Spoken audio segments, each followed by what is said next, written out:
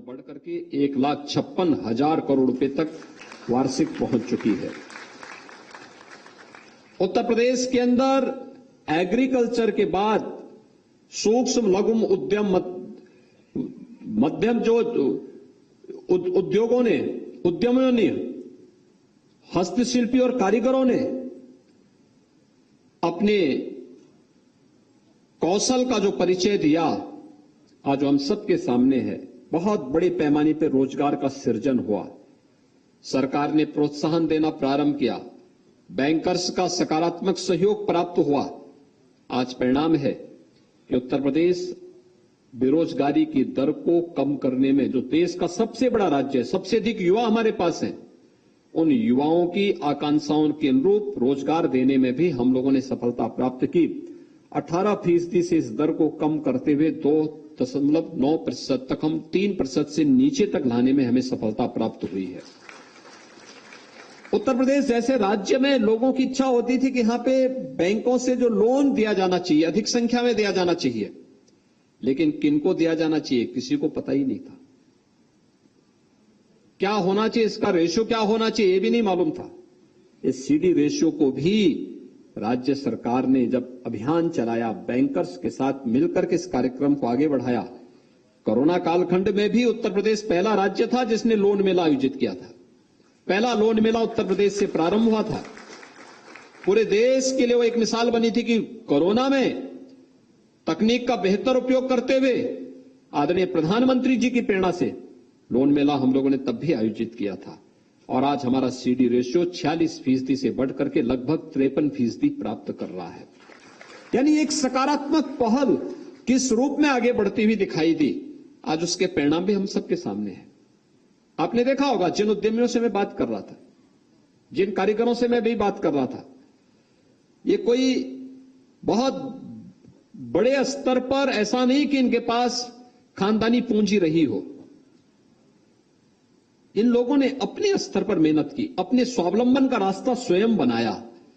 और आज किसी ने अलग अलग, यानी सभी ने अपने अपने स्तर पर अपने तरीके से कार्य आगे बढ़ाया। स्थानीय प्रशासन का सहयोग लिया, बैंक उसके साथ जुड़े, राज्य सरकार का और केंद्र सरकार का उन्हें समर्थन रहा। प्रधानमंत्री मुद्रा योजना, मुख्यमंत्री युवा स्वरोजगार योजना, एक जनपद एक उत्पाद की वित्त पोषण की योजना और भी अनेक ऐसे जो कार्यक्रम प्रारंभ हुए, उन योजनाओं को आगे बढ़ाने के कार्यक्रम जब सरकार के स्तर पर प्रारंभ हुए तो आज आप देख रहे होंगे उनके चेहरे पर एक चमक है, एक नई चमक कि वे भी अपने पैरों पर न केवल खड़े हो सकते हैं बल्कि अन्य लोगों को भी खड़ा होने के लिए प्रेरित कर सकते हैं। और प्रेरित करने की ये परंपरा जो प्रधानमंत्री जी ने कहा था कि हमारा नौजवान आखिर कैसा नौजवान होना चाहिए, ये नौकरी के लिए भटकता हुआ नौजवान होना चाहिए या नौकरी देने वाला होना चाहिए। और मुझे लगता है इन योजनाओं ने नौकरी देने वाला नौजवान उत्तर प्रदेश के अंदर दे दिया है। ये ओडीओपी की योजना अपने आप में एक मिसाल है। 75 जनपदों की 75 उत्पाद। अब तो अलग अलग जनपदों में और भी नए उत्पाद हमारे सामने आए हैं। लोग उसके बारे में कहते हैं साहब हम इसको भी आगे बढ़ाना चाहते हैं। और हर एक ने कुछ न कुछ नए मील के पत्थर गढ़े हैं, आगे बढ़ने के लिए एक नया माहौल दिया है। और इसीलिए यहां पर जितने भी हमारे बैंकर्स बैठे हुए हैं, मुख्य महाप्रबंधक बैंक के या महाप्रबंधक गण, अन्य वरिष्ठ अधिकारीगण बैंकों के बैठे हुए हैं, वित्तीय संस्थाओं के बैठे हैं, मेरा उन सबसे आग्रह होगा कि अभी हमारा जो सीडी रेशियो है इसे हम लगभग 53% तक पहुंचाने में तो सफल हुए हैं। अगले हमारा प्रयास होना चाहिए कि इसे हम अगले एक वर्ष के अंदर, आज आपने जो एक लक्ष्य रखा है कि 2022-23 के लिए यानी 2.35 लाख करोड़ रुपए के वार्षिक ऋण योजना का शुभारंभ भी आज आपने यहां पर किया है। और 2.35 लाख करोड़ रुपया उत्तर प्रदेश में ऋण वितरण की जिस बड़ी कार्य योजना को आप आगे बढ़ा रहे हैं, मेरा आप सबसे आग्रह होगा कि उत्तर प्रदेश का जो हमारा हस्तशिल्पी है, जो कारीगर है, जो उद्यमी है आपकी पूंजी की गारंटी भी वो देगा। और हम राज्य स्तर पर भी इस प्रकार की योजना तैयार करने जा रहे हैं कि अगर किन्हीं कारणों से कोई ऐसी स्थिति आती है तो उसके लिए राज्य सरकार एक संबल बनकर के उसके साथ खड़ी होगी और उसे हर प्रकार से इसे मजबूती प्रदान करेगी। लेकिन इसके लिए हम नई योजना लेके आ रहे हैं, बहुत सारी योजनाओं को लेके आ रहे हैं। परिवार कार्ड हम जारी करने जा रहे हैं। जिन परिवारों ने अब तक कोई सरकारी नौकरी नहीं प्राप्त की, जिन लोगों ने कहीं भी कोई नौकरी और रोजगार जिन परिवारों ने नहीं प्राप्त किया, बहुत शीघ्र उसकी मैपिंग की कार्रवाई राज्य सरकार के स्तर पर प्रारंभ होने जा रही है। और हमारा प्रयास होगा कि कम से कम हर परिवार के एक सदस्य को नौकरी, रोजगार या स्वतः रोजगार के साथ जोड़ने के एक बड़े कार्यक्रम के साथ सरकार आगे बढ़ने जा रही है। और उसमें बैंकर्स की भी एक बड़ी भूमिका होने जा रही है। हमारे उद्यमियों का, कारीगरों का, हस्तशिल्पियों का, परंपरागत जो उत्पाद हैं, इन सभी की एक बड़ी भूमिका होगी। और इस दिशा में आप सबका आह्वान करूंगा कि हम अगले एक वर्ष के दौरान प्रयास करें कि यूपी के सीडी रेशो को हम लोग 53 से बढ़ा करके 55 तक पहुंचाने में योगदान दे सकें। और अगले 5 साल का एक लक्ष्य तय हो कि हम इसको 60% तक पहुंचाने में भी हम इसको आगे बढ़ा सकें। यानी यह कर्म दर कर्म आगे बढ़ता हुआ दिखाई देगा तो लोगों के मन में एक विश्वास बैंकों और वित्तीय संस्थाओं के प्रति भी बढ़ेगा। आज अक्सर मेरे पास नौजवान आता है, कहता था हम 2 कमियां मैं देखता हूं और मैं बार बार अपनी संस्थाओं से इस बारे में कहता हूं कि शासन की योजना जिनके लिए बनाई जाती है उनको योजनाओं की जानकारी नहीं हो पाती।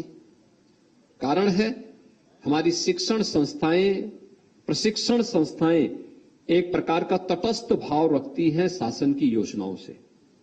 उनके लिए अनिवार्य होना चाहिए कि वे केंद्र और राज्य सरकार की हर एक उन योजनाओं के साथ जुड़े जो लोक कल्याण के लिए हैं, जो रोजगार के लिए हैं, जो स्वावलंबन के लिए बनी हुई है। उन योजनाओं की जानकारी उन्हें होनी चाहिए, पॉलिसीज की जानकारी उन्हें होनी चाहिए। और दूसरा, बैंकों के पास भी उस प्रकार की वो होनी चाहिए कि शासन की कौन सी योजना किस युवा के लिए, किस उद्यमी के लिए कहां पर उपयोगी हो सकती है। और बैंक भी अगर अपने नोडल अधिकारी के माध्यम से उस प्रकार के कार्यक्रमों को आगे बढ़ा देगी तो जो हमारे पास अक्सर नौजवान आते हैं कि हमें बैंक से लोन नहीं मिल पा रहा है, हमें इस क्षेत्र में कहां जाना है, अगर ये 2 संस्थान मिलकर के इस कार्यक्रम को आगे बढ़ा दें तो जनपद का हमारा जिला उद्योग केंद्र और जिला प्रशासन बैंकर्स के साथ मिलकर के न केवल बैंकों के व्यवसाय को आगे बढ़ाने में बहुत बड़ी मदद कर सकता है, बल्कि पैसे का तो यही एक पुरातन व्यवस्था भी है कि अगर आप पैसा एक जगह जमा कर देंगे तो डंप हो जाएगा तो उसकी वैल्यू वहीं पे स्थिर हो जाएगी। अगर हम उसको सर्कुलेशन में लेके आ जाएंगे तो उसकी वैल्यू भी बढ़ेगी। और मुझे लगता है पैसा जितना मार्केट में जितना घूमेगा, जितना उसकी रफ्तार बढ़ेगी, उतनी तेजी के साथ वह अर्थव्यवस्था को भी मजबूती प्रदान करते हुए आपके व्यवसाय को भी बढ़ाने में मदद करेगा। और बैंकों को इस दिशा में आगे बढ़ने की इस कार्य योजना के साथ आगे कार्य करना होगा। मैं धन्यवाद दूंगा कि आज ओडीओपी योजना को अमेजिन के साथ, उनके ई कॉमर्स योजना के साथ जोड़ने में भी आज एक एमओयू के साथ आगे बढ़ाने की कार्रवाई बढ़ी है। अमेजिन जैसी अन्य संस्थाओं के साथ ओडीओपी की हम लोगों के पहले से एमओयू है। ई कॉमर्स जैसी संस्थाओं के साथ अब जुड़ करके कानपुर के माध्यम से अन्य स्थानों में भी हम इन कार्यक्रमों को आगे बढ़ाने में हमें मदद मिलेगी। और मुझे विश्वास है कि आज का एक कार्यक्रम प्रदेश के अंदर अभी हम लोग आज 16,000 करोड़ रुपए के ऋण वितरण के कार्यक्रम को पूरे प्रदेश के अंदर अलग अलग स्थानों पर इस कार्यक्रम के साथ जुड़े हुए हैं। मेरे साथी वहां पर अलग अलग जनपदों में कार्यक्रम प्रारंभ होंगे, सभी जनपदों में कार्यक्रम चलेंगे। हमारा प्रयास हो कि ये सरकार की 100 दिन की कार्य योजना का हिस्सा था। अभी हम 6 महीने के अंदर फिर 25 सितंबर के अंदर फिर से एक बार फिर से मिलेंगे और हमारा प्रयास हो कि तब के लिए फिर की कार्य योजना हमारी आगे बढ़े, जिससे 2,35,000 करोड़ रुपए के जिस लोन वितरण के कार्यक्रम को हम आगे बढ़ाने का कार्य कर रहे हैं, सही और पात्र लोगों तक शासन की योजनाओं का लाभ उन्हें उपलब्ध कराने में बैंकर्स की मदद से उन्हें आगे बढ़ाने के लिए एक प्लेटफॉर्म उपलब्ध करा पाएंगे और हम उत्तर प्रदेश के सीडी रेशो को भी बेहतर करने में हमें सफलता प्राप्त हो पाएगी। एक बार फिर से अधिक नौजवानों को स्वावलंबन की ओर अग्रसर करने की केंद्र और राज्य सरकार की योजनाओं को हम व्यवस्थित रूप से आगे बढ़ाएंगे।